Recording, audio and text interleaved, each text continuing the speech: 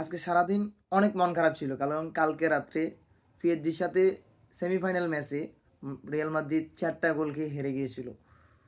আর বেশিরভাগ মন খারাপ ছিল কারণ বার্সেলোনা ফ্যানরা অনেক টল ছিল। মেসেজ দিয়ে একজন এক কথা বলছিল, যাই হোক রাত 8টার পরে মন ভালো হয়ে গেল, কারণ রাত 8টায় গ্লোবাল সুপার লিগের হয়ে দুবাই ক্যাপিটালসে সাকিব আল হাসান মাঠে নেমেছিল। সাকিব আল হাসান আবার আসলেন, খেললেন, সে বুঝিয়ে দিলেন সে এখনও পুরান নেই। 34 বলে 52 রানের ইনিংস, সাকিব বুঝিয়ে দিলেন সে আছে, সে এখনও পুরায়নি। সাকিব সে যেন একটা মুকুটবিহীন রাজা, সে একজন মুকুটবিহীন রাজা।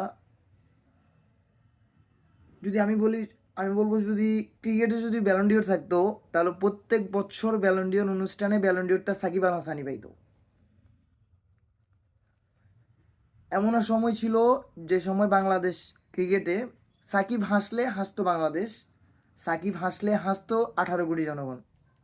আর আজকে সেই সাকিব দেশে আসতে পারে না। যা হোক সেগুলা বাদ, তো সাকিব আজকে যে খেলাটা খেলছে ভাই অনেক ভালো খেলছে।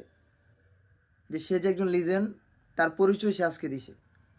34 বলে 52 রান ইনিংস, অনেক ভালো খেলছে সাকিব। তো বেস্ট অফ লাক, সাকিবের জন্য সবাই দোয়া করবেন যাতে সাকিব ব্যাটিং যা করছে বলিংটা যাতে ভালো করে। এটুকুই, ভালো থাকবেন সবাই।